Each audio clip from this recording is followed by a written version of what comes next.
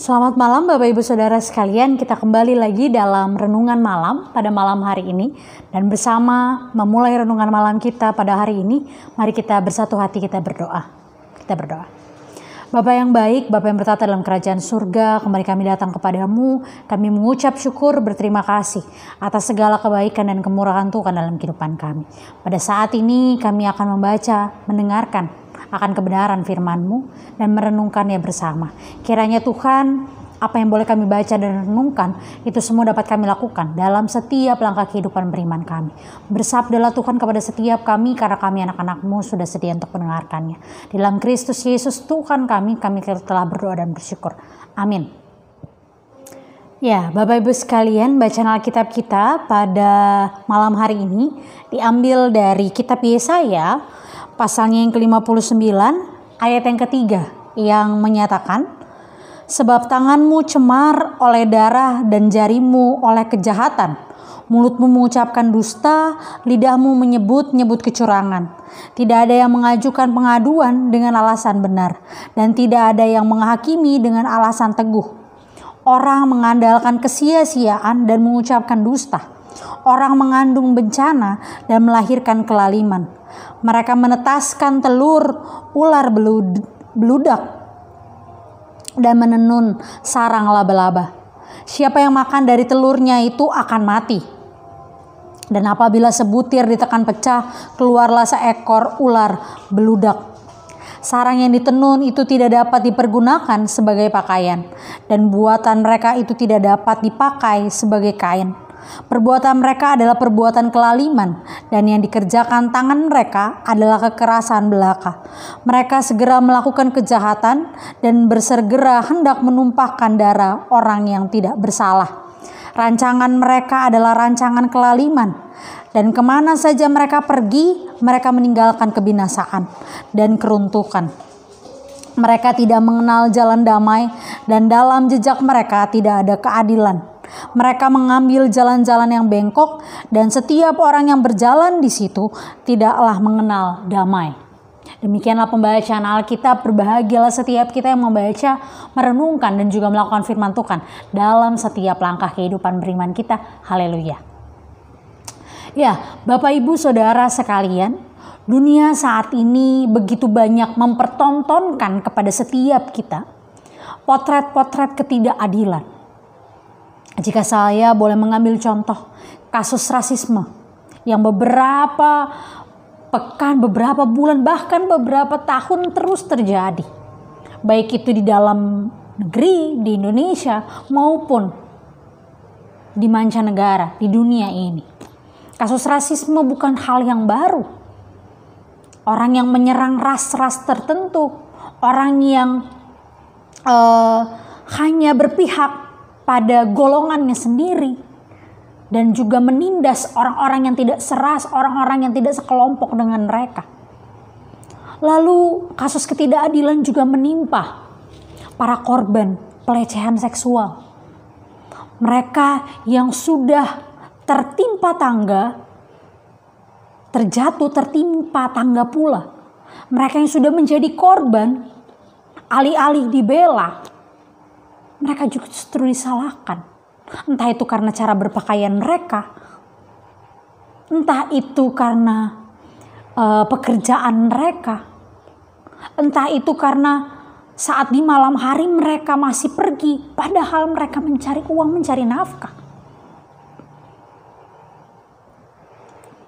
Hingga kasus hukum yang berpihak pada pemangku kepentingan. Potret-potret seperti ini menunjukkan wajah dunia yang buruk dan tidak bersahabat. Sehingga kedamaian seakan menjadi sebuah utopia atau angan-angan belaka yang mustahil dapat terwujud. Manusia masih hidup dalam pementingan diri sendiri, haus akan kekuasaan dan harga diri, hingga ingin menang sendiri dan menjatuhkan orang lain.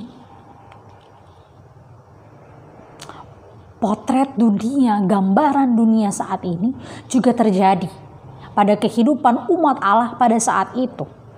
Sehingga bacaan kita pada malam hari ini menyoroti Nabi Yesaya mengkritik praktik kehidupan orang-orang pada saat itu.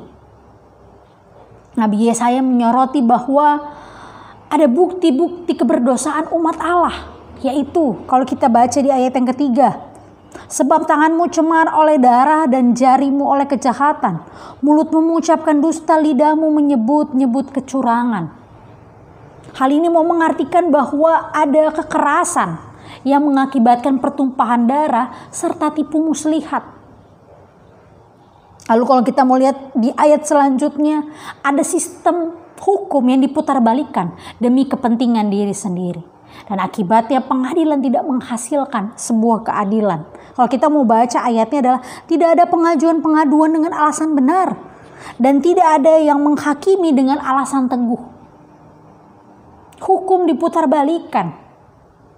Keadilan menjadi sesuatu yang mahal. Keadilan menjadi sesuatu yang jarang ditemui. Masyarakat menghasilkan praktik-praktik ketidakadilan sebagai hal yang lumrah terjadi.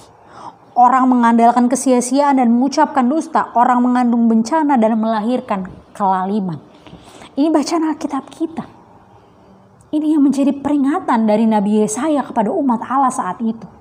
Dan tentu saja pesan yang sama, kritik yang sama hadir juga bagi setiap kita yang lahir, yang hidup saat ini.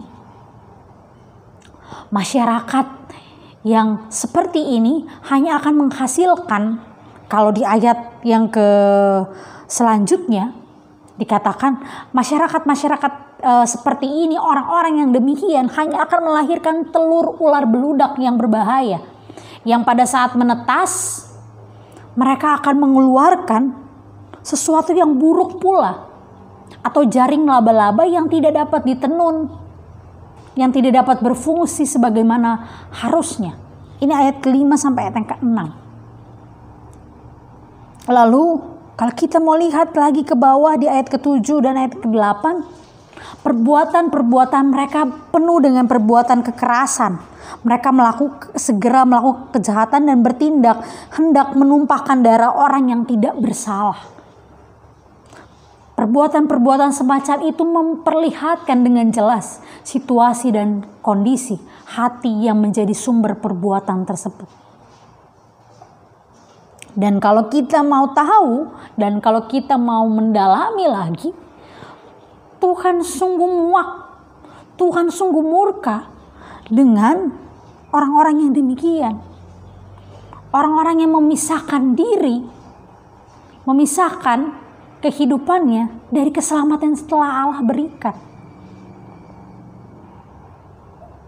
Ibu bapak saudara sekalian, jika kita terus berlindung di balik kata-kata bahwa saya adalah manusia biasa yang tidak luput dari dosa, saya bisa melakukan dosa karena saya adalah manusia biasa, mari kembali koreksi diri kita.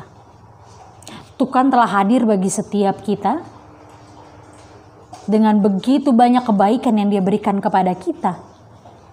Inikah balasan kita? Terus berkata bahwa kita adalah manusia biasa yang tidak luput dari sebuah kesalahan. Jadi ibu bapak saudara sekalian, mari bersama wujudkan keadilan, tegakkan kebenaran. Karena kesalehan, karena ketaatan kepada Tuhan bukan semata-mata ketika kita mau pergi beribadah kepada Tuhan. Ketika kita berdoa membaca kitab suci, melainkan bagaimana sikap kita dalam kebersamaan dengan orang lain. Apakah kita telah bersikap adil terhadap siapapun tanpa pandang bulu? Apakah kita menggapai keinginan kita tanpa menghalalkan segala macam cara untuk menjatuhkan orang lain dan mengabaikan keadilan? Jika kita masih hidup dalam praktik yang demikian, maka Tuhan tentu saja akan jauh dari kita. Tuhan yang menyelamatkan kita, tentu Dia akan bersedih. Karena umat yang telah Dia selamatkan mencari jalan lain, bukan jalan pendamaian. Jadi ibu bapak saudara sekalian, mengingat lagi panggilan dan pengutusan kita sebagai orang Kristen, yaitu untuk menghadirkan damai, sehingga kehidupan kita dapat berdampak bagi orang-orang di sekitar kita. Kehidupan kita yang mungkin saat ini masih jauh dari kata damai dan tidak menggambarkan kehidupan kita sebagai orang Kristen, mari bersama kita berubah. Oleh sebab itu, saya mengajak Bapak Ibu Saudara sekalian, mari bersama tegakkan keadilan. Usahakan senantiasa kedamaian dimanapun kita diutus, kita dipercayakan untuk melakukan karya penyelamatan Tuhan bagi dunia. Sehingga kata damai, kedamaian tidak lagi menjadi sebatas utopia yang tidak akan pernah terwujud. Mulai dari diri kita sendiri, mulai dari komunitas terkecil kita yaitu keluarga kita, untuk dapat membela mereka yang lemah, mengutamakan keadilan dengan senantiasa menjaga integritas diri kita sendiri, integritas keluarga kita, integritas kelompok kita, sebagai bentuk kita menampilkan citra Allah di tengah-tengah dunia. Tuhan kiranya memampukan setiap kita bersaksi, berkarya di dunia yang penuh dengan ketidakadilan. Tuhan telah mengutus kita menjadi agen-agen pendamai bagi dunia. Oleh sebab itu, Dia akan senantiasa menuntun perjalanan kehidupan kita selama kita pun mau dituntun oleh kuat kuasanya. Tuhan memberkati setiap kita. Amin. Mari bersama Ibu Bapa kita bersatu dalam doa. Kita berdoa. Bapa yang baik, Bapa yang bertata dalam kerajaan surga, kembali kami datang bersatu hati mengucap syukur atas segala kebaikan dan kemurahan Tuhan dalam kehidupan kami. Kami boleh bersama membaca merenungkan kebenaran firman-Mu.